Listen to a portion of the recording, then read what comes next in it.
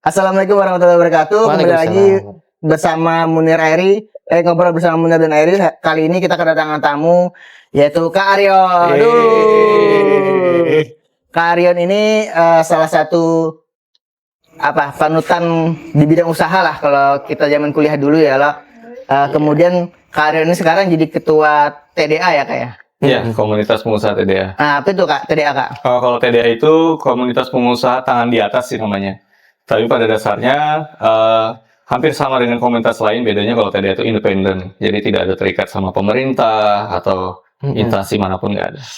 Ya, maksudnya komunitas tangan di atas itu komunitas pengusaha gitu? Iya, pengusaha. Maksudnya independen berarti dia murni anggaran dan sebagainya dari teman-teman sendiri karena gitu. Kita kan komunitas ya, bukan organisasi kan. Ya, jadi kalau organisasi itu biasanya DRT dan lain sebagainya dia mengikat kuat kan. Kalau komunitas ini kan dia berdasarkan kesamaan visi, kesamaan misi, dan juga disebut independen ya karena kita tidak ada ikatan dengan pemerintah, tapi siap kolaborasi aja. Tapi sampai pusat atau cuma di Banjarbaru aja kalau TDA itu? Kalau Kalsel itu ada alhamdulillah di Banjarbaru, Banjarmasin, Amuntai. Kemudian di Kalteng tuh ada Kapuas. Kalau di pusat juga ada. Kalau Kak sendiri TDA apa? Kita TDA Banjarbaru. TDA Banjarbaru kan jadi ketua Banjarbaru. Kalau kegiatan TDA itu apa aja sih Kak? Kalau yang sebenarnya sih kalau kegiatan teman-teman TDA itu kan kita lebih ke edukasi ya Bang ya. Jadi ada nih pengusaha pemula dia mau belajar bisnis. Nah, kita memberikan wadah untuk belajarnya di sana gitu. Makanya kita menyebut kalau misalnya kita pengurus TDA itu kita lebih menyebut kita tuh pelayan TDA karena kita sifatnya melayani kan. Gitu. Mahasiswa bisa masuk berarti ya? Boleh semuanya. Jadi bahkan kalau di mahasiswa tuh kita ada ada bidang sendiri namanya TDA kampus. Jadi kita wadahi mereka ada grupnya itu untuk belajar. Jadi temanya TDA kampus itu kan biasanya lebih pemula banget tuh dari segi mindset, kemudian visi misi ya. Beda kalau misalnya pengusaha dia sudah berjalan, itu biasanya materinya lebih ke operasional bisnis. Nah, gitu aja sih bedanya. Intinya sama aja sih. Berarti kalau TDA ini lebih mengayomi ke orang yang ingin berbisnis gitu? Ya, lebih edukatif. Jadi dia memberikan arahan atau bimbingan lah di bahasa kita ya. Padahal sebenarnya kita juga perlu bimbingan sih, sama aja. Berarti ibaratnya kayak jadi coaching jadi coach latihan.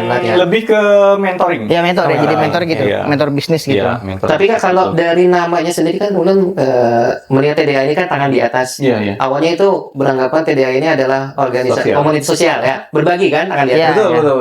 Itu kenapa? Apakah peralihan dari situ atau teman-temannya dikhususkan ke sana nanti? Jadi kalau misalnya ditarik ke sejarah nih ya, itu kan TDA tuh awalnya dari teman-teman di Jakarta tuh. Jadi mereka tuh ada dulu namanya kelompok mastermind. Jadi mastermind tuh kayak ada 10 orang, 8 orang itu berkelompok gitu. Kemudian dia ngobrol bicarain bisnis. Kemudian minatnya sama, akhirnya terbentuk beberapa kelompok, akhirnya jadi komunitas TDA di sana. Nah, jadi sebenarnya mereka itu berkumpul, berkomunitas itu ingin memberi bantuan kepada sesama pelaku usaha. Awalnya itu. Jadi gitu doang. Gitu aja sebenarnya. Jadi tidak ada visi terlalu besar, wah kita bakalan membina Indonesia, membentuk Indonesia. Nggak ada. Jadi awalnya memang sebatas kita memberikan coaching, mentoring lah pada teman-teman sebenarnya. Oh, tapi bisa besar karena banyak orang yang suka bergabung dan berbagi lagi gitu kan? Iya, betul. Karena prinsipnya karena kita berkomunitas ya. Jadi kan bergabungnya itu kan berdasarkan kesukaan nih. Berdasarkan emosi kita sama kayak gitu. Dan akhirnya juga dibantu sih sama teknologi juga. Karena kan pendaftaran TDA kan gampang ya. Tinggal lewat aplikasi, daftar, kemudian gabung. Nanti aplikasi TDA? Iya. Jadi ada aplikasi namanya Paspor TDA. Paspor TDA. Di aplikasi itu teman-teman nih misalnya mau gabung, dia bisa langsung aplikasi aja, daftar di sana, kemudian biodata dilengkapin, nanti terus di akhir pendaftaran tuh nanti dia kan memilih tuh di PDA daerah mana yang terdekat sama dia. Nah, nanti yang terdekat itu baru nanti dia bisa klik ada wilayahnya, nanti dia terhubung ke koneksi ke daerah. Jadi nanti udah daftar nih, dia nanti menghubungi ke daerah masing-masing, baru nanti kita gabungkan di grup. Berarti istilahnya kalau orang pertama kali gabung itu ya ngikuti apa yang kegiatan dari Iya. dilakukan oleh teman-teman di Iya. TDA gitu ya. Betul. Seperti itu. Apa kegiatan paling uniknya lah, paling ini. Kalau dibilang unik nggak tahu ya. Kalau yang lain siapa tahu kan biasanya komunitas lain juga ada yang unik. Tapi kalau yang sering kita lakukan kayak di Banjarbaru tuh kita kan ngambil juga nama dari pusat namanya Kopdar, Kopi Darat. Karena waktu itu kan trennya Kopdar ya. Ya. Kalau sekarang mungkin sebutannya ngopi-ngopi lah kayak gitu.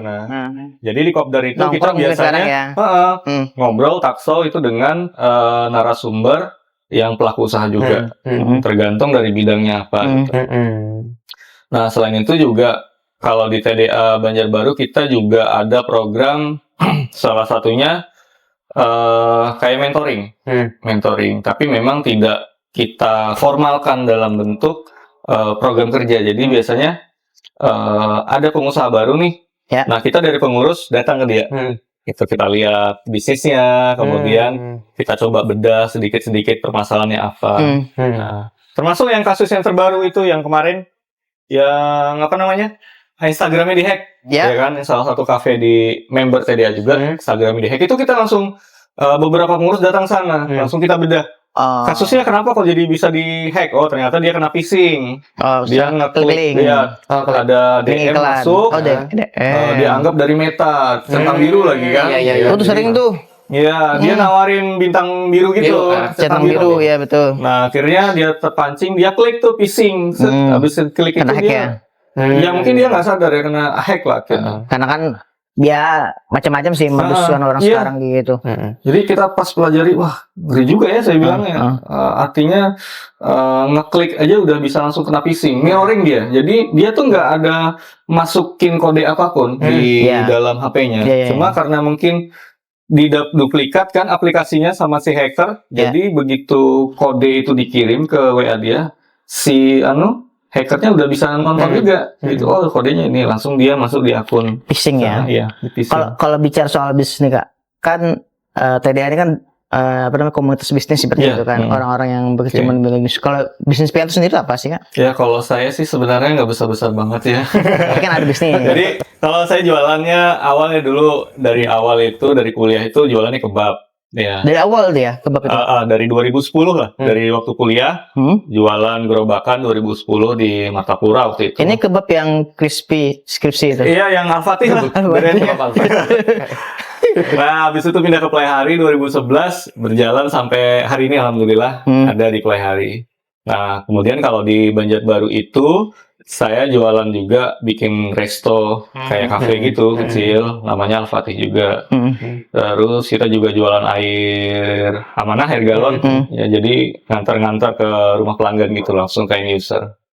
Bisnis kebab di zaman kuliah dulu gimana tuh Kak Pian? Kok ada ide kepikiran jual kebab? Ya, sebenarnya bukan ide juga sih. Saya kenal sama teman, udah akrab gitu kan.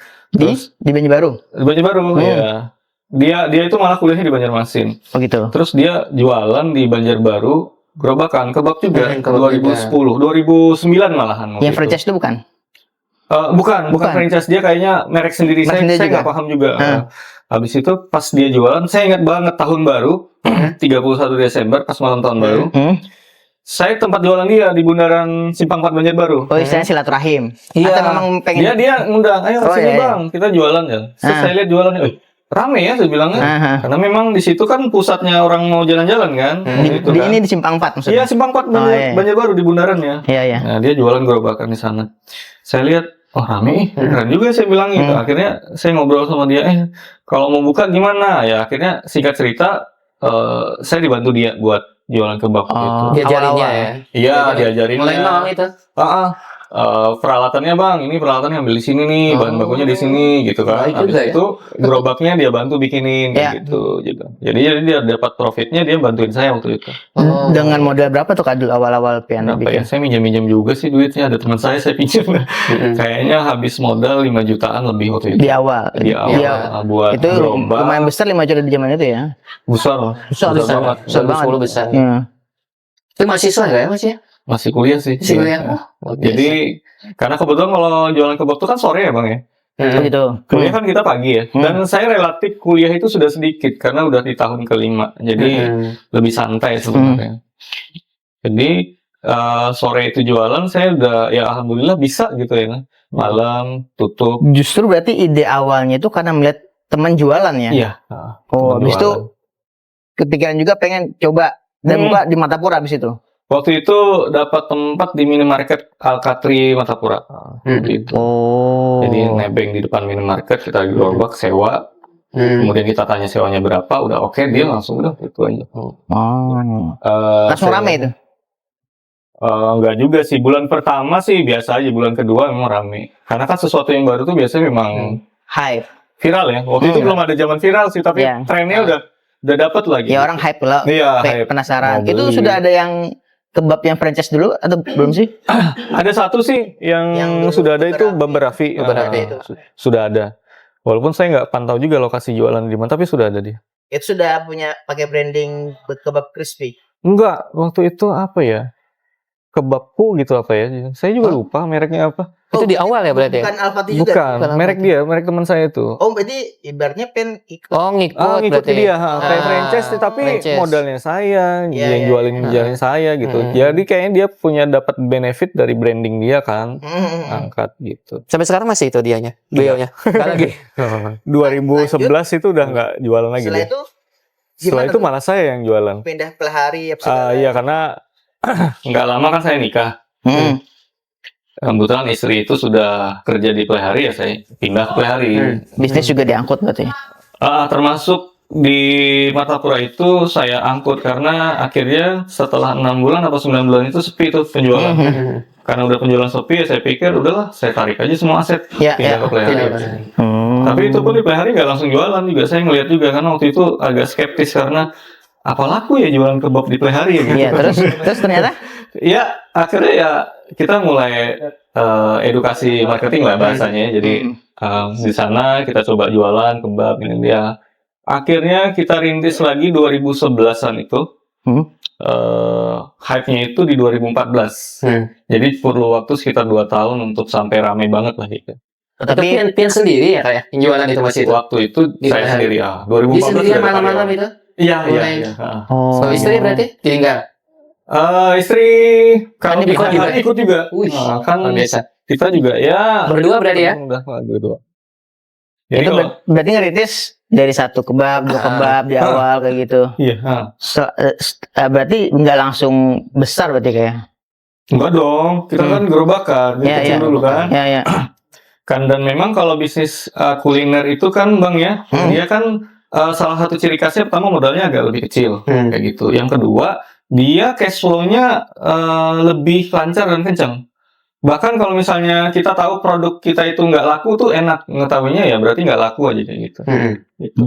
Dan dia resikonya kecil. Beda dengan beberapa bisnis lain yang dia punya risiko agak besar. Mengetahui bisnis kita tuh nggak laku itu gimana tuh Kak? Kan gini, lu pernah jualan kopi kan dulu Oke. Terus kopi itu kan setelah COVID tuh nggak terlalu ini ya, tutup kan, kemudian mau buka lagi juga susah dapatnya. Nah, kan menangani maksudnya bagaimana pengen tahu ini nih sudah nggak layak nih untuk dilanjutkan bisnisnya, tapi atau ini layak atau enggak itu gimana? Oh iya, itu sederhana sih. Itu sebenarnya kan penilaian dari kita tuh. Tapi cara ngitung kalau saya pribadi itu dari semua biaya operasional itu sudah nggak bisa ditutupin dengan penjualan yang ada. Gitu. Karena sebenarnya bisnis kita itu layak atau tidak diteruskan itu kalau penjualan kita pertama dia bisa menutupi biaya operasional. Itu termasuk untuk gaji karyawan, biaya listrik, sewa tempat dan sebagainya di sana.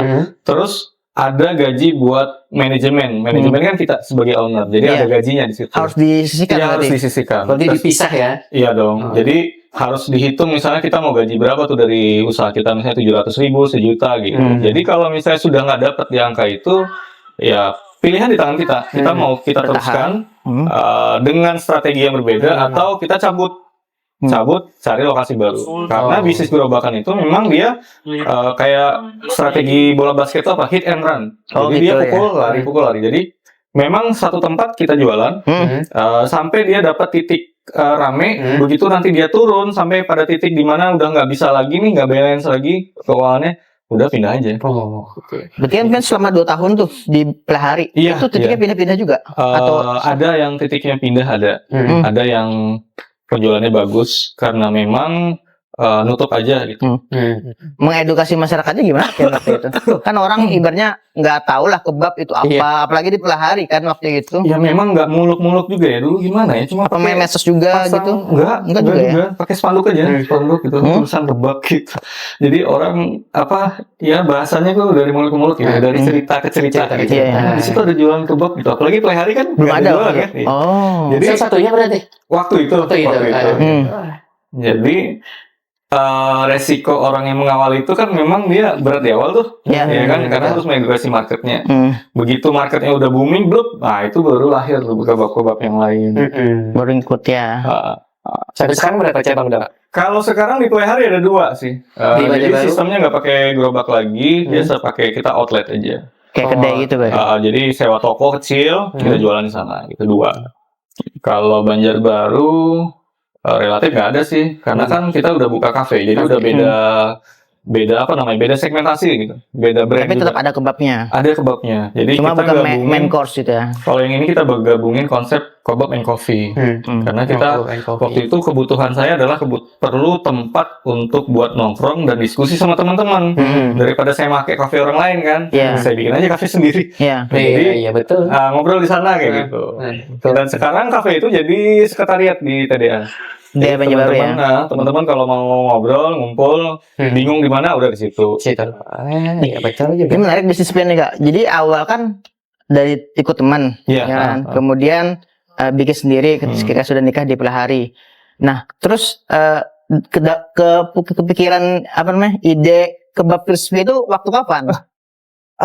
Apa ya?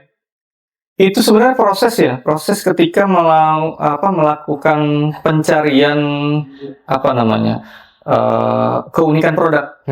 Jadi kan kita kan kayak prinsipnya Kang Panji itu berbeda itu lebih baik daripada sedikit lebih baik. Gitu kan. Jadi mencari perbedaan produk ini dengan orang lain itu apa gitu, sampai akhirnya Ini Panji siapa nih? Panji Pragiwaksono. Oh, Panji maksudnya. Waktu di anunya. Sedikit lebih beda, lebih baik daripada sedikit lebih baik. Iya. Ya. Jadi saya bilang apa ya bedanya? Akhirnya karena saya ketemu sama ceritanya KFC. KFC. Kalau di Amerika kan sebenarnya ayam goreng itu udah lumrah tuh, tapi KFC itu punya keunikan satu yang dia nggak punya di yang lain. Dia crispy. Crispy-nya tadi. Nah, terus saya pelajari di kebab ini memang crispy-nya itu bukan dari tepung yang ditambahin lagi, nggak ada, tapi dia bisa keras setelah dimasak gitu. Persis kayak martabak sebenarnya gitu. Oh iya. Saya mau nyebut apa gitu ini produk. Crispy deh Crispy gitu aja. akhirnya. Oh. Dan ternyata memang beberapa tahun berikutnya saya tahu. Jadi kayak tortilla itu dia ada 3 jenis. Tortilla itu kulitnya kebab. Iya, kulitnya kebab. Itu ada 3 jenis. Ya, ada jenis yang memang crispy, ada yang lentur sama sweet. Nah, saya kebetulan memang pakai yang crispy sejak awal. Jadi saya sebutin aja crispy sesuai dengan jenis dari si tortillanya tadi. Nah, itu. Dan itu sampai sekarang masih dipakai? Masih saya pakai, tapi kita udah nggak pakai crispy, kita pakai slogan lain lah kayak gitu. Jadi crispy-nya berubah udah lagi nggak ya? kita pakai. Berubah jadi apa tuh? Kita enak dan gurih gitu aja. Enak gurih. Enak dan gurih. Iya ya Mi ya, enak dan gurih atau gurih dan nagih? Konsultasi dulu. Kacau ini bener. Slogan sendiri aja nggak ingat. Nah, kemudian kan itu dari bisnis pertama di Martapura, pindah ke Pelahari, buka cabang lagi di Banjarbarunya itu karena apa? Apa pindah ke Banjarbaru lagi atau? Itu rentetan ceritanya 2015. Orang tua saya itu pensiun. Pada saat pensiun itu beliau minta bantu untuk bikin usaha baru kayak gitu kan. Nah, saya di calling minta bantu. Akhirnya saya sering pulang pergi tuh. Nah, sudah sering pulang pergi Banjarbaru Pelahari kan, karena saya udah nyaman di Pelahari. Di Pelahari itu waktu itu ada 3 atau 4 outlet gitu kita punya. Banyak ya? Pada saat itu 2015 ya kan. Nah, setelah itu pokoknya kita udah nyaman lah di Pelahari. Bapak nelfon, perlu dibantu nih. Akhirnya pulang pergi. Pada saat di Banjarbaru, diskusi terakhir, tolong dibantu gitu. Ya akhirnya 2016 kita putuskan pindah ke Banjarbaru lagi. meninggalkan di sana atau tetap jalankan sana? Jadi yang di Playhari itu kita ada minta ngangkat satu tim saya buat jadi manajernya. Tuh, jadi dia kita beri gaji di luar dari yang kerja dia di gerobak ya. Khusus untuk manajer aja. Nah, dia yang pegang semua. Kita fokus di Banjarbaru. Banjarbaru jualan lagi. Masih sama gerobakan juga sih. Itu sudah dengan orang, bukan lagi berarti. Iya, Banjarbaru. Banjarbaru juga pakai tim. Ada juga pada saat 2017 itu masih saya langsung terjun. Waktu itu kita pakai konsep udah mulai semi-semi kayak kafe gitu, jadi jualan kebab ada minumannya kan gitu kan. Kalau dulu kan cuma kebab aja. Nah, sampai ada beberapa titik juga di Martapura, Banjarbaru juga ada pakai nasi gerobakan. Semuanya selesai ketika COVID. Oh, berarti Jadi, COVID itu ya, COVID kita tutup semua. Jadi kalau misalnya boleh jujur, hari ini kita punya gerobak itu sekitar 6 atau 7 itu nganggur, nggak kita pakai lagi. Oh, ya, jadi karena susah bangkitnya lagi atau gimana, Kak? Kayaknya lebih karena ke tren sih ya, karena trennya udah habis, Bang. Jadi kalau trennya udah habis, kita udah nggak bisa maksa lagi. Bahkan tren gerobak kebab itu sekarang orang udah perang harga dia. Oh, Pakai mainnya harga harga paling murah. sudah Gitu. masuk Sampai kita mikir, ini dia kebab jualannya harga segitu, harga 10.000 misalnya. Apa nyampe ya gitu ya? Hitung-hitung gitu nggak nyampe sebenarnya. HPP-nya sampai Nggak gitu. nyampe. Mungkin HPP dia dapat Masih gitu dapat. ya, masih dapat. Cuma kan kita ada probabilitas begini. Kalau bulan ini rame, bulan depan kan belum tentu. Pasti naik turun kan. Nah, kalau dia bisa nggak menjaga itu supaya angkanya itu tetap bisa hidupin dia gitu. Ya memang ada beberapa outlet yang kita lihat paling 4 bulan tutup, 6 bulan tutup. Ya artinya dia angkanya juga salah sebenarnya gitu, kita tahu juga. Terlalu ini ya, Terlalu tipis, Bang. terlalu menekan harga ya. Iya. Jadi awalnya Blue Ocean jadi Red Ocean, dan akhirnya kebab bukan lagi produk makanan yang mewah sih akhirnya. Jajanannya sama kayak yang lain lah akhirnya. Nah, syukurnya kebab itu tidak lagi dilihat sebagai tren makanan, tapi memang kayak saat kebutuhan. Iya, saat ini. Itu nggak jauh beda sama kayak martabak. Martabak, gitu ya. Martabak kan orang nggak ada tuh ngomongin ngebicarain tentang martabak sana enak nggak ada. Cukup pokoknya orang jualan martabak enak gitu. Ketika mungkin lagi hujan atau apa, pengen makan apa ya? Udah martabak aja deh. Jadi dia kayak pilihan alternatif. Kalau mau jajan snack tapi ya? kenyang. Iya, snack. Gitu. Snack dan kenyang gitu ya. Nah, kebab juga akhirnya alhamdulillah sama sih. Karena edukasinya masyarakat udah ke sana. Gimana dengan muncul kayak kebablasan, kan itu banyak tuh di Banjarbaru juga. Itu gimana? Beda dengan yang gerobakan? Ya alhamdulillah. Kalau kebablasan kan juga saya juga termasuk orang yang memantau juga waktu itu. Karena kebablasan kan ada di Banjar, ada di Banjarbaru waktu itu. Dan sistemnya sama gerobakan sampai di titik di mana 2017 sampai 2018, akhirnya 2018 itu dia sudah berubah semuanya ke sistem outlet yang toko. Dan saya menganggap bagi orang mungkin kebablasan itu adalah kompetitor. Tapi saya ngelihat kebablasan itu adalah guru buat saya. Karena dari kebablasan saya banyak dapat ilmunya gitu. Oh, ternyata memang basic bisnis itu penting fondasinya. Jadi fondasi keuangan, saya lalai di fondasi keuangan. Jadi waktu penjualannya banyak, ya akhirnya kita larinya lumayan juga ke kebutuhan kita, duitnya harusnya nggak saving gitu ya. Kalau duitnya banyak harus di safety gitu kan, supaya nanti kita bisa bangun yang lebih besar dan lain sebagainya gitu. Ada perencanaan sih intinya. Nah, dan alhamdulillah kalau kita lihat salah satu kompetitor kita kayak kebablasan itu dia bagus sih anunya, grow up-nya. Ya, dan sehat gitu penjualannya. Meskipun ketika COVID. Gitu. Kebablasan itu COVID tetap buka ya? Saya kalau Banjarbaru kan kayaknya baru kan ya di sini nih. Iya, baru 2023 mungkin ya, saya kurang. Kayaknya nggak baru banget. Oke. Terus strategi jualan kan sekarang ada namanya, ada yang online loh, Kak. Nah, itu mulai masuk situ juga kah pian berjualannya atau cuma offline aja gitu lah. AdSense ya. Enggak, yang mana? ojol. Oh iya. Apa namanya? Orang-orang belanja online gitu. Jadi kalau misalnya kayak di Playhari kan ojol memang nggak hidup, Bang ya. Oh iya sih. Memang nggak ada sampai hari ini. Dulu pernah ada 2018 waktu lagi hype-hype-nya Gojek. Tapi waktu itu nggak lama juga, akhirnya mati. Yang masih hidup tuh Banjarbaru, kita udah pakai sih. Bahkan alhamdulillah 2017-2018 ketika pertama kali ada Gojek, Ya. kita udah ada di merchant-nya. Oh, udah pasti Jadi dibaca orang ya. kalau mau buka GoFood, itu salah satunya kita nongkrong. Bukan karena kita bagus sih, karena kebetulan kita aja yang masuk gitu, yang lain belum masuk kan gitu kan. Jadi pilihan orang tuh terbatas gitu. Dan alhamdulillah masyarakatnya itu lagi trennya tinggi, memakai Gojek, Grab dan lain sebagainya. Pilihan yang ada di sana itu sedikit, gitu. Jadi penjualannya terdongkrak waktu 2018 di sana. Di zaman COVID? Waktu COVID 2020 kita juga alhamdulillah masih terbantu di sana. Cuma yang nggak terbantu di gerobak aja. Makanya yang jualan di gerobaknya kurang. Apalagi di pelahari kan nggak banyak ini ya. Nggak ada Gojeknya. Iya, nggak ada. Tapi udah di mati. pelahari ya alhamdulillah syukurnya penjualannya sehat sih, bagus. Oh, gitu. Bagus. Dalam artian bukan yang terlalu ramai banget gitu, enggak, tapi ya secara angka masih bisa menghidupi teman-teman di sana gitu. Jadi transisi belanja online di COVID itu terasa juga Pian waktu itu. Waktu itu terasa meningkat, Membantu juga. Tapi sebentar aja. Kayaknya secara keseluruhan sih tetap menurun sih. Karena yang kita rasakan dari data yang kita punya itu yang paling ramai masih di 2019 sebelum COVID itu. Berarti itu menghancurkan bisnis. Ya F&B mungkin banyak F&B yang tidak siap dengan kondisi itu. Bahkan tidak ada satupun bisnis yang siap dengan kondisi COVID kan.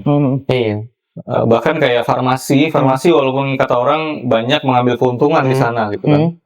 Termasuk kayak bisnis masker kan. Masker kan tiba-tiba mahal. Tapi pun itu juga tidak lama, sebentar aja. Jadi soalnya, kayak putarannya itu cepat banget lah. Itu soalnya ini kan dulu kan waktu di Berita Banjarmasin ya, itu ada apa namanya in-depth news dari teman-teman BBCom waktu itu tentang bagaimana ojek online itu membantu bisnis di UMKM. Bahkan orang yang nggak punya outlet pun, ibu-ibu di rumah memasak, itu bisa jadi merchant gitu waktu itu. Jadi ternyata ketika COVID untuk di kasus terutama di Pian sendiri nggak terlalu signifikan ya. Kalau kami, karena perbandingan kami ini kan gini, kami kan sudah main lama 2017 sudah ada. Nah 2020 ketika COVID itu semua orang tiba-tiba jadi merchant, paham ya? Iya kan? Mau tidak mau kompetitor kan bertambah tuh. Iya. Sementara yang beli itu nggak nambah. Yang beli tetap gitu-gitu aja gitu. Jadi kayak duit itu dulu misalnya omset se-Banjarbaru ada 1 miliar misalnya 1 bulan ya. Itu kan dibagi dengan berapa merchant, yang merchantnya sedikit jumlahnya. Ketika COVID duitnya 1 miliar tapi merchantnya tambah banyak gitu. Akhirnya pembagiannya jadi banyak.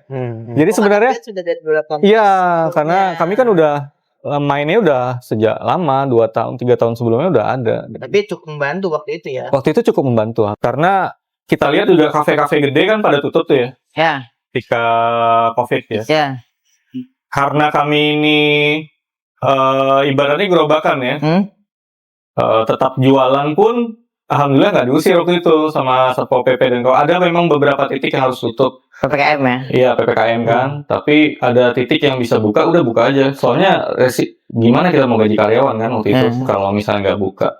Jadi tetap buka, kemudian Gojek Grab jalan, kita bisa bayar operasionalnya masih jalan aja, udah jalannya gitu. Syukurnya begitu sebenarnya. Beralih ke bisnis galon.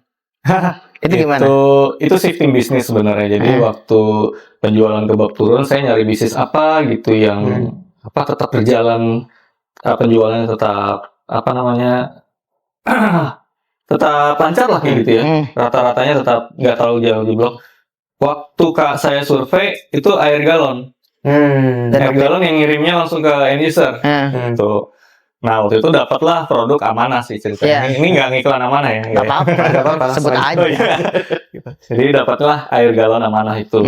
Nah kemudian waktu itu lagi baru buka distro ya buat teman-teman ya? Jadi saya bukanya itu Juni 2020 pas waktu COVID. Jadi memang lagi dropnya penjualan kuliner waktu itu. Saya shifting bisnis, dapatnya air galon itu. Dan berjalan alhamdulillah sampai hari ini sih. Alhamdulillah. Jadi sudah remote atau masih pengen jalan sendiri? Ada tim yang ngerjain. Tapi memang namanya bisnis ya. Saya sesekali pas lagi karyawan libur ya saya juga yang turun. Karena pelanggan kan nggak mau tahu ya. Iya, orang nggak mau tahu. Kalau Bahkan dia ada yang pesannya malam kayak gitu. Malam kita udah nggak operasional gimana aja. Akhirnya kita geser besok atau kalau pas saya lagi nganggur saya antar aja. Apa-apa. Kalau cuci mobil itu punya Bian juga nggak? Relatif kalau cuci mobil punya orang tua sih. Saya cuma bantuin yang aja. tadi di calling tadi. Kan calling, suruh bantuin kan. Ya, saya bantuin aja. Jadi pure bantuin aja. Bantuin aja gitu. Nggak ada ngambil manajemen atau gimana? semuanya. Jadi waktu itu dari pendirian bangunan, ngurus IMB, izin. Jadi kalau misal ditanya itu dibedah bisnisnya di cucian mobil, itu dibedah sama saya semua tuh. Dari semua izin gitu kan. Dari HO gitu, izin limbah dan lain sebagainya itu saya semua yang ngurus, ya atas sama saya. Tapi secara teknis di lapangan orang tua semua. Jadi beliau yang pegang uangnya, jadi saya enggak. Jadi di unsur perizinan di Pian gitu ya. Iya. Begitu barangnya udah jadi ya, udah langsung. Nah, silakan Papa. Silakan gitu. Lumayan besar tuh bisnis anunya itu. Cucian mobil ya? Iya, alhamdulillah. Itu juga sebenarnya nggak murni ide kita. Kalau cucian mobil. Gimana tuh? Itu kan tetangga udah ada cucian mobil. Oh iya kan kiri ya sebelahnya ya. Tapi memang walaupun kita copy paste ya, marketnya luas, lebar untuk yang cuci mobil gitu. Karena mobil kan semakin hari makin bertambah tuh, ya kan? Orang masih beli mobil baru terus ya. Walaupun saya juga bingung dapat duit dari mana mereka beli mobil baru di sini. Tapi realisasinya akhirnya dampaknya ke penjualan yang cuci mobil juga. Iya betul. Berarti untuk teknis itu Pian nggak tahu ya di lapangan. Teknis lapangannya saya mengerti, saya paham, tapi untuk kayak urusan yang duit itu saya nggak ikut campur lagi. Kalau orang nih mau buka bisnis cuci mobil, apa yang saya bantu konsultannya oke sih. Yang harus dilakukan sih, karena kalau cucian mobil kan itu bisnis yang resikonya lebih tinggi daripada kuliner ya Bang ya. Nah, karena pertama dia perlu tempat tuh. Lebar yang luas ya. Saya belum ketemu lagi di Banjarbaru atau Kalsel yang bisnis cuci mobil itu datangin konsumen ke rumah, itu belum ada. Kalau di Thailand ada, sudah. Jadi mereka punya partnya. Dia datang langsung ke sana buat nyuciin, ada.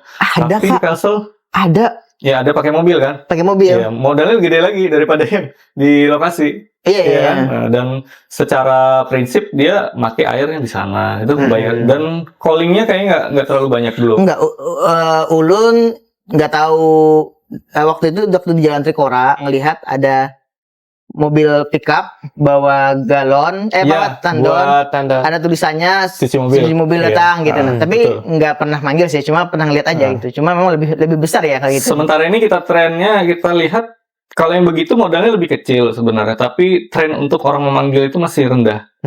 Gitu. Seandainya tinggi, mungkin saya juga buka. Oh gitu. Iya. Nggak nyoba dulu. Enggak lah, capek lah kita nyoba. Ini kita lihat aja yang udah jualannya rame apa udah. ATM aja gitu. ATM aja capek gitu. Ketika bisnisnya lebih rawan daripada lebih berisiko daripada F&B. Apa tuh rawannya? Cucian mobil ya. Pertama dari modal ya, modalnya itu kan gede itu. Pertama dari lokasi tempat, entah itu tempat punya sendiri atau sewa. Terus ada itu hidrolik. Oh iya, hidrolik. Memang bisa ada opsi pakai beton gitu, yang mobilnya naik gitu ke atas. Tapi cenderung kurang disukai sama konsumen. Karena lebih terkecuali dia levelnya level truk misalnya. Truk memang bisa begitu, karena truk tidak bisa naik di hidrolik. Karena ada batas beban yang harus ditanggung kan. Nah, kalau untuk konsumen itu lebih enak daripada yang mobil berat karena dia nyucinya lebih cepat, duitnya lebih lancar. Nah, terus resiko kedua biasanya yang kita alami itu masalah SDM. SDM itu yang memang agak susah untuk pendidikannya, pembinaan, pelatihan dan sebagainya. Nah, berikutnya apa ya? Paling mesin yang sering rusak. Jadi dia kayak ada waktu pemakaian. Itu. Semuanya dari kompresor, water pump, pemipaan, bahkan dari kelistrikan. Jadi ganti berarti ya? Sering banget sih. Perbaikan lah intinya. Bahkan kalau mesin itu 2 tahun, itu pasti udah ada yang ganti tuh, kompresor berganti tuh. Gimana kalau mulai dari yang skup yang kecil dulu, sepeda motor? Sepeda motor belum pernah coba, tapi sudah ada market tersendiri. Kayaknya juga lebih sama prospektif juga sih, bagus. Gak maksudnya secara risiko apakah? Oh iya, resiko juga lebih kecil. Lebih kecil sih. Kalau dibandingkan dengan F&B gitu. Cuma saya belum pernah terjun ke cuci motor. Oh iya. Ingin juga sih kalau ada. Maukah kita kajian? Bisa jadi kali. Tanya nih Kak tentang Oke. bisnis Bian nih. Selama ini kayak gimana? Apakah ada dari mana 2010 2010 tadi sampai 20, sekarang ya. ini kan berkembang terus nih. Mhm. Ada nggak kira-kira hal-hal yang buruk yang pernah ditemui kayak gitu? Istilahnya dukanya lah. Oh dukanya banyak ya sampai hari ini kan ada kayaknya. Ada lah kayak misalkan komplainnya terlalu over banar konsumen dah. Kalau dukanya kayaknya hampir semua pengusaha kan ngerasain ya. Ya artinya memang karena kelalaian atau memang karena kebodohan lah intinya itu. Kalau kelalaian itu kan biasa karena kekhilafan kan, karena tidak sengaja. Kalau kebodohan itu karena memang ya nggak ada ilmunya aja, belum ada ilmunya kemudian pakai. Ya biasanya kalau pengusaha itu dukanya dia akan ngerasain kalau dia punya pinjaman sih. Di situ Pinjaman itu paling mematikan sudah. Ya awalnya dia punya modal untuk berbisnis secara logika dengan modal sekian, misalnya dia bisa dapetin angka sekian gitu kan. Tapi realita yang saya temui beberapa teman-teman gitu, justru ketika dia minjam bisnisnya drop. Oh, Iya. gitu. Ini Saya nggak tahu kemana faktor nih? apapun ya. Kemana aja? Mau Keluarga ke juga? pihak, ya keluarga atau sebagainya. Karena entah ya, saya nggak begitu ngerti ya. Saya tidak membahas masalah yang hukum-hukumnya gitu. Tapi yang saya lihat begitu. Salah satu efek psikologisnya adalah ketika punya duit itu dia merasa kayak tiba-tiba jadi orang kaya gitu pernah ya. Ya kan? Oh, Ketika paham. dia tidak tiba-tiba jadi orang kaya, dia udah nggak lagi mempertimbangkan persoalan marketnya sebesar apa, kemudian bisnisnya sebesar apa gitu. Pokoknya dia harus bangun bisnisnya gede. Padahal marketnya masih kecil nih, di sini gitu. Dia udah gede duluan gitu. Akhirnya berasa besar, punya walaupun uang udah banyak gede, gitu ya. tapi marketnya udah masih sedikit gini belum berkembang, tetap aja omsetnya nggak nambah. Sementara cicilan dia harus jalan. Situ Di situ jadi jebakannya ya. ya kan namanya hutang kan orang nggak peduli, ya kan mau bisnis kita drop atau bangkit tetap aja harus bayar. Iya kan begitu. Tapi kalau masalah komplain kayaknya udah biasa sih. Udah biasa aja. Ya, walaupun makanan tetap ada komplain. Apalagi yang mobil kayak gitu. Kalau yang saya tahu kalau mobil kayak tiba-tiba karyawan nggak sengaja nabrakin tuh mobil. Nah, Pernah ya? sering kayaknya. Sering. Allah. Jadi ganti itu ya? Ganti dong. Ya, walaupun ada Suruh ganti. propernya kalau karyawan sekian persen gitu. Tapi yang punya tempat sekian persen. Gitu. Tetap aja ganti. Biasa. Tapi kan harus ada ini berarti kan, apa nama spare duit kejadian Iya, khusus iya, kan berarti kan betul. harus Harus ada. harus diadakan kan. Kalau enggak nanti kejadian kayak gitu nombokinnya terlalu besar jadinya. Terlalu besar. Harus ada cash buat yang ganti-ganti gitu, dan biasanya ada sih 1-2 kecelakaan yang memang kada disengaja gitu. Nah sekarang Kak, peran istri Pian nih. Wah besar banget. Malu Karena dari istri saya di sana. Ya, kamu kan di situ. Apa nih Kak dalam bisnis Pian? Semuanya sih kayaknya. Semuanya. Mulai dari kecil sampai sekarang. Ya kan anak saya 5. Ya kan Aktivitas 5 saya. kan keluarga ngurus ini ngurus itu. Nah Pian nih kayak gimana nih? Ya alhamdulillah karena kan istri kebetulan sekarang kepala sekolah TK ya di Martapura ya. Ya buat teman-teman mau sekolahin anaknya TK boleh nanti mungkin saya. Alislah Martapura. Ya intinya karena istri punya kesibukan juga, dia kepala sekolah. Anak kita juga masih ada yang kecil-kecil. Biasanya kita bagi sih dan kebanyakan sama saya gitu. Kalau lagi saya santai, relax, bisa bahkan pernah lagi kita ada undangan rapat gitu ya di dinas gitu. Anak saya bawa. Rapat bodo amat sama yang lain, nggak ada bawa anak, saya bawa anak. Ya maksudnya itu resiko saya gitu. Jadi anak saya bawa. Tapi yang kayak itu kan nggak lama, nanti anaknya juga gede, nggak akan saya bawa lagi. Jadi kebersamaan dengan anak itu yang saya jaga. Makanya kalau misalnya ditanya perannya di mana ya, saya bilang saya sama istri nggak pisah. Kan kita nggak ada LDR. Kemana aja kita tetap. Jadi selalu mendukung Pian lah waktu masih kecil. Ya, mudah-mudahan ya. Ganti Susah Bang, jadinya ganti. gitu. Ya intinya alhamdulillah dibantu sama istri sama keluarga dukung istri, terus. dukung banget.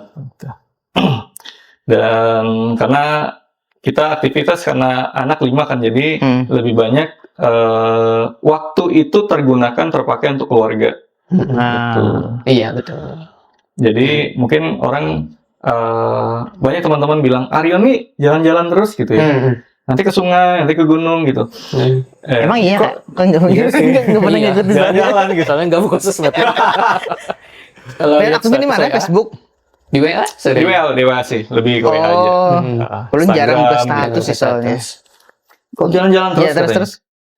Ya, saya jawabannya gini, bukan karena kita suka jalan-jalan, cuma kita itu mencari waktu atau apa namanya kegiatan lain.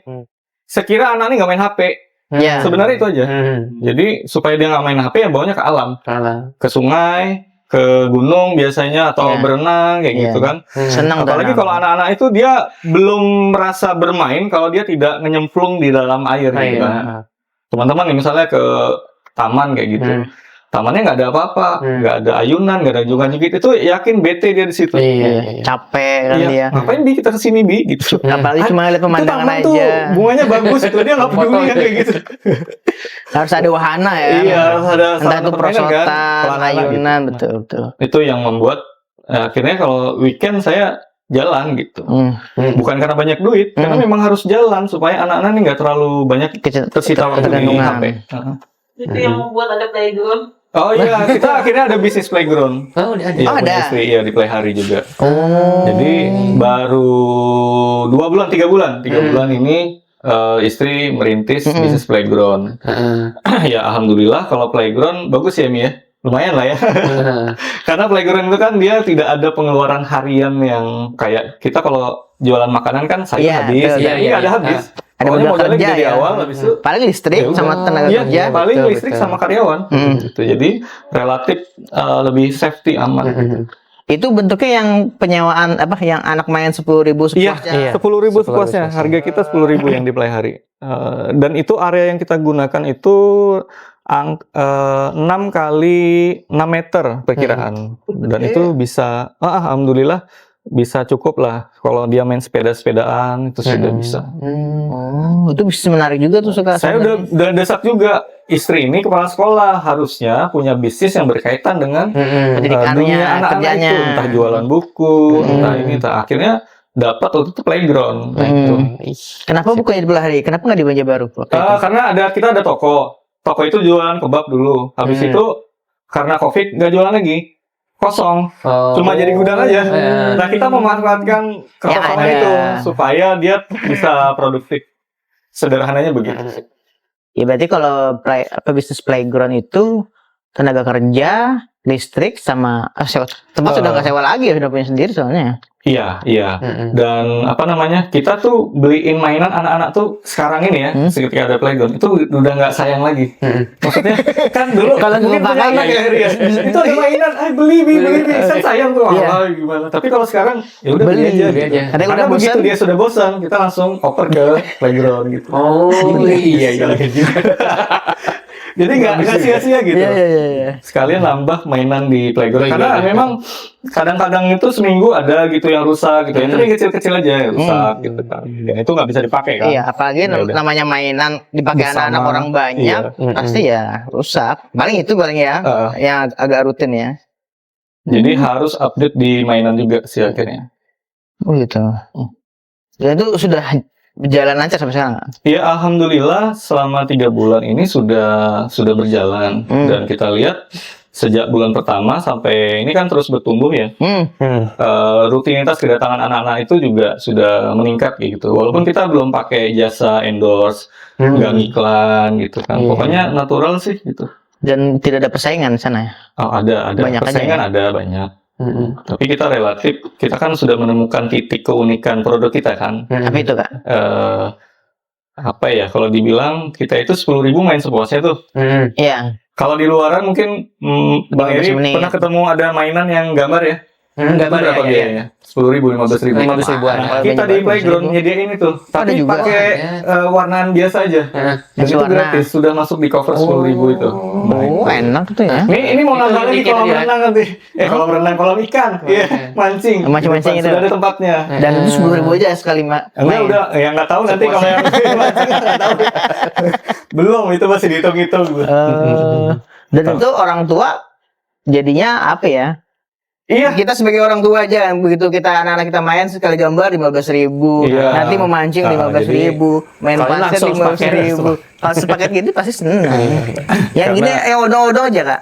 kalau kita main odong-odong kan ada yang sepuasnya, ada yang dia per menit kan. Iya. Per, Oh iya, per lagu, per lagu, per lagu atau 5 lagu gitu.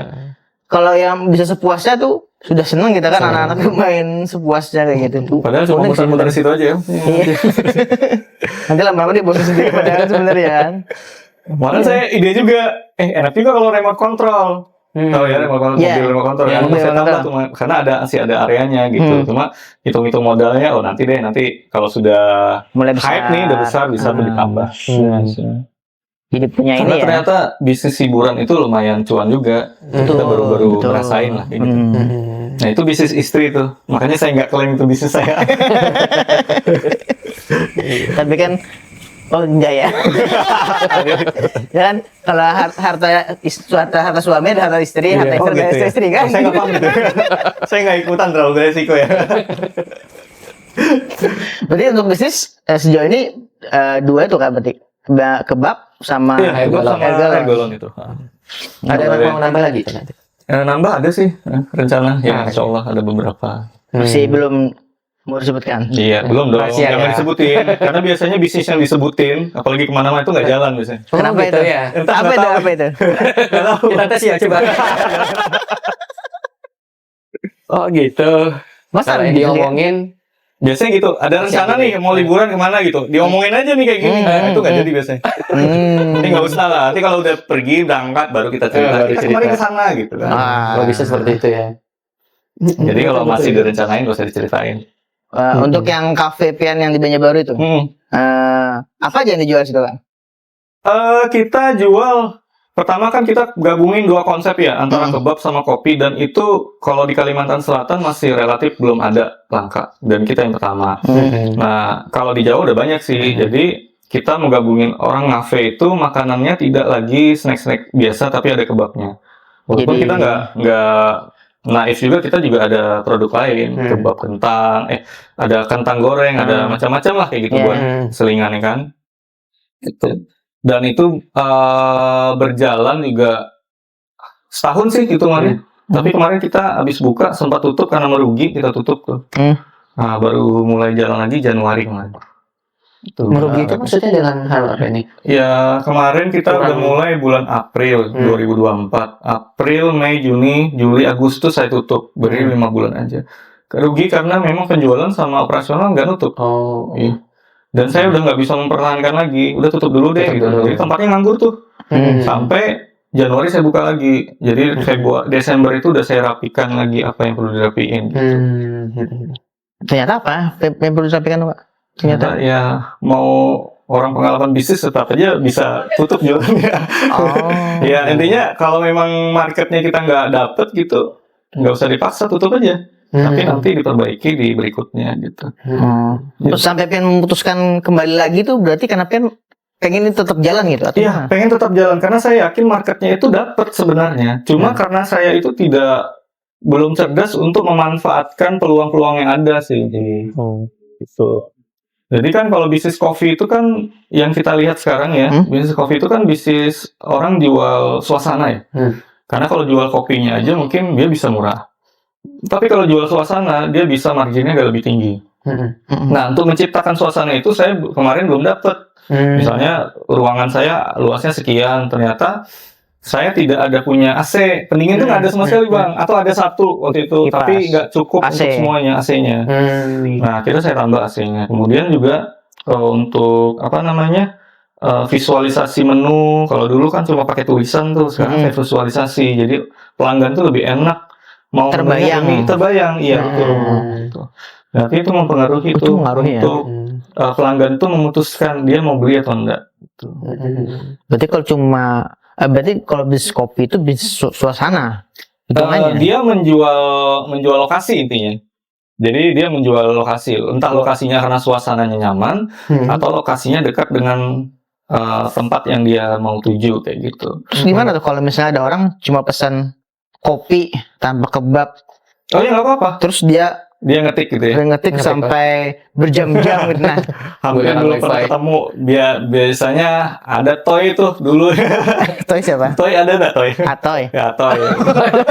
Kalau Atoy kan dulu gitu kan, dia pesan kentang kayak gitu kan minum, habis itu dia ngetik sama. Sebelum nikah dia. Baju putih Iya. aja. Nyebut dia aja. Nah, tapi memang yang kayak gitu, kita punya pelanggan tuh yang kayak gitu. Jadi kita punya program Coffee Morning. Coffee Morning tuh harga kopinya 10.000 semua item. Kan kalau kita produknya 15 ribuan sampai 20 harga per kopinya.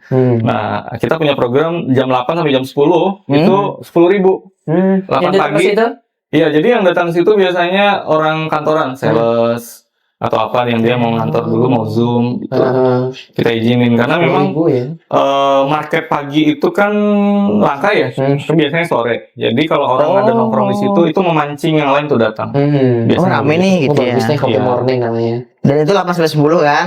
Jam 8 pagi sampai 10 pagi. Begitu dia setelah 10 mahal. Mahal karena udah di sistem. Bukan mahal, Udah ya. di sistem Ya, dia gitu ya. organisasinya gitu. Oh. Jadi Bagus. itu kita manfaatin buat apa? Mengundang pengunjung lah. Oh, ya. Coffee Morning ya. Ya. Mungkin nanti Pian bisa ngopi di sana nggak apa-apa. Rame. Berarti bukanya jam 8 nih. Tapi iya. Kalau yang lagi umum ya betul. Jam 8 sampai Jam 8 sampai jam 10. Soalnya itu kopinya apa? Kopi bean kah atau kopi Beans kita. Sementara kita pakai Robusta karena kalau koleksi kopi kita kan kita baru pakai Robusta yang murah dulu gitu. Tapi kalau kita lihat marketnya bagus, kita mau pakai Arabica dan sebagainya. Karena relatif kalau Arabica kan lebih mahal, Mas. Jadi HPP itu agak mepet lagi sama harga. Apa ininya? Kopinya Robusta. Robusta kita pakai yang Temanggung. Temanggung. Jadi kebetulan harganya kompetitif aja itu ini. Bukan karena rasanya enak enggak. Saya juga nggak ngerti masalah enaknya. Pokoknya kopinya kita seduh dengan cara yang terbaik kayak gitu. Kemudian kita sajikan dengan cara yang lebih nyaman buat pelanggan. Oh gitu. Jadi kopi tadi berarti menunya macam-macam atau cuma satu kopi gitu aja? Atau misalnya kayak latte ada atau sama kayaknya dengan kafe lain, Mas. Ada Americano, cafe latte, dan kita kan ada produk es krim, jadi pendamping ada affogato. Kalau affogato itu kan menu Itali tuh, yang mencampurkan antara es krim dengan kopi, ya kan. Kemudian di Americano juga kita kasih es krim, ada menunya gitu, 20.000 harganya. Jadi Americano-nya kita kasih floating es krim di atasnya. Gitu. Itu untuk Coffee Morning 10.000 itu? Iya, kopi mana 10.000, pokoknya kita mana 10.000, terserah lah mau yang mana 10.000. Sebelum jam 10 ya. Ri, mumpung murah nggak? Beli kan dulu kan, baru pulang pergi lagi gitu kantor. Oke. Next, apalagi nih Kak? Kalau selain kalau memang bisnis nggak ada yang mau dikerjakan, apalagi mau dikerjakan ke depannya gitu nah? Mungkin di TDA-nya atau? Sekarang karena saya diamanahkan jadi ketua TDA sama teman-teman ya, saya lebih banyak membangun relasi di internal TDA. Jadi kayak misalnya ada member dia buka usaha baru itu biasanya saya kunjungi kayak gitu. Ya pas waktu bisa aja gitu. Maksudnya kalau ada waktu luang kita kunjungi, datang kayak gitu. Kita promosikan dalam artian di story kayak saya acara nih di Pojok Banua nih di ini. Kemudian di grup kan saya posting, oh saya lagi acara nih gini sama Eri sama Ari Halilintar gitu kan. Iya. Kan saya promosiin tuh, ya kan. Siapa tahu nanti banyak yang mau ngiklan di sini kan. Pojok Banuanya ya. Ya 5% lah buat saya gitu. Sayang aja belum. Iya itu ya. Jadi kita mengabarkan member itu punya kegiatan, wah ini bagus nih gitu. Di grup kita kabarin gitu sih. Berarti sementara kedepannya masih bakalan fokus di TDA. Iya. Bukan fokus sih, tapi saya menjadikan diri untuk melayani lah sama teman-teman TDA. Jadi pelayan TDA. Pelayan nggak tadi? Iya, jadi pelayan. Pelayan TDA. Ya ibaratnya bagaimana supaya teman-teman yang bergabung itu bisa bertahan dan bisnis berkembang gitu kan. Bisa mendapatkan manfaat dari program-program dari TDA. Tadi programnya apa sih Kak? Belum jelasin ini. Iya, programnya apa aja? Saya juga lupa. Jadi intinya tadi ya yang kita ada Kopdar, Kopi Darat. Kopdar itu pertemuan. Iya, rutin. Terus kita juga ada, kalau dari nasional menelurkan ke bawah itu ada program mentoring, kelompok mentoring bisnis. Jadi mentoring itu nanti ada satu pengusaha yang dia sudah settle, udah bagus. Nah, nanti dia menjadi guru buat beberapa pengusaha pemula. Nah, kalau di pusat itu programnya ada 20 Jadi berguru sama dia kayak gitu. Itu program nasional. Kemudian kita di TDA juga udah sama kayak gini, kayak podcast kayak gitu. Oh, itu bagus juga ya. Iya, itu sebenarnya untuk memberikan fasilitas begini. Ada orang nih bagus gitu kan. Tapi kalau kita undang kopdar susah. Karena dia nggak bisa ngomong di depan banyak orang. Iya. Nah, Oh gitu. awalnya itu. Jadi kita memberikan fasilitas supaya dia tetap bisa memberikan ilmunya dengan cara podcast. Kalau Iya, podcast kan nggak perlu banyak orang kan. Jadi dia Banyak bisa. orang kan. Ini banyak orang. Oh iya. Walaupun ya, kelihatan. sama ulun juga ini makanya bikin acara ngobrol mundur dan air ini Oh sebenarnya. iya. Ini keren nih Mbak. Mas ini kayak gini. Iya, jadi kan dulu kan waktu di kampus sering ngisi-ngisi ya. Oh iya. Terus lama nggak ngisi. Kebetulan kemarin tuh ada diminta ngisi kegiatan yang ngisi orang-orang ya berumur lah, cukup berumur dan agak tergagap-gagap gitu nah. Karena lama nggak ngomong kan di depan umum. Jadi kayaknya ini perlu latihan lagi nih ngobrol supaya rame gitu nah. Gimana? Jadi makanya ketika Kak Eri ngomong, ini kita bikin ngobrol-ngobrol tentang Alkamira dan Inspira Movie gitu kan. Kayak itu coba. Nah, kemudian kayak apa? Ketika video berikutnya itu gimana kalau kita undang ke Aryon? Gimana kalau kita undang siapa gitu lagi Saprodi ya? gitu. Iya. Makanya kita ini kan kira-kira kalau kan ada rekomendasi nggak siapa yang perlu diundang lagi? Siapa yang diundangnya? Ada mentor kami itu namanya Bang Dodi Twinkong. Oh iya, Punya tahu. itu orangnya keren sih. Kalau saya lihat itu bisnisnya udah bagus dan dia tetap lebih rendah hati gitu. Nggak terlalu yang hura-hura gitu. Itu orangnya keren gitu. Ada lagi teman kita siapa ya namanya? Itu ada Eban ya situ ya? Nggak ada. Oh iya. Jadi jualan kopi Karimun itu. Atau ya Jadi dia di TDA banyak sih member-member yang kayaknya menarik untuk dikupas. Oke. Boleh deh nanti minta kontak-kontaknya dengan Pian. iya, siap, Tapi siap. saat ini kami mau coba circle yang ada lama-lama dulu ya kan, dipanggilin sekalian silaturahim, update kehidupan. Yang penting jalan gitu ya. Yang penting jalan gitu yang penting. Walaupun belum tahu diedit atau kapan. Entah digawe atau ada aja. Mungkin terakhir ajakan buat teman-teman pebisnis untuk ikut TDA. Boleh. Oh iya boleh. Jadi kalau misalnya teman-teman mau gabung di TDA itu gampang banget caranya. Di Play Store teman-teman itu ada aplikasi namanya Paspor TDA, double S, Paspor TDA. Itu bisa download, kemudian bisa daftar di sana online. Nanti jangan lupa pilihnya nanti di daerah itu di TDA Banjarbaru. Karena kalau nanti ada pilihan yang Martapura kan. Itu kalau Martapura nggak masuk di kita gitu. Nah, tadi pilihnya Banjarbaru. Nanti kalau sudah daftar di sana, ada kontak di pusatnya itu bisa, ini saya udah daftar, kemana harus hubungin? Biasanya di kita. Atau nanti hubungi ke tim-tim pojok benua buat dimasukkan di grupnya TDA Banjarbaru. Kayak gitu. Oke, gitu ya teman-teman. Ya. Nah, terima kasih karena sudah datang Terima di kasih banyak. ngobrol bareng Sama-sama. Munir dan Eri. Ini Eri dan Munir atau Munir dan Eri? Bebas aja. Jadi terima kasih teman-teman sudah menonton video kita hari ini. Belum tahu diedit atau kapan. Assalamualaikum warahmatullahi wabarakatuh. Waalaikumsalam warahmatullahi wabarakatuh.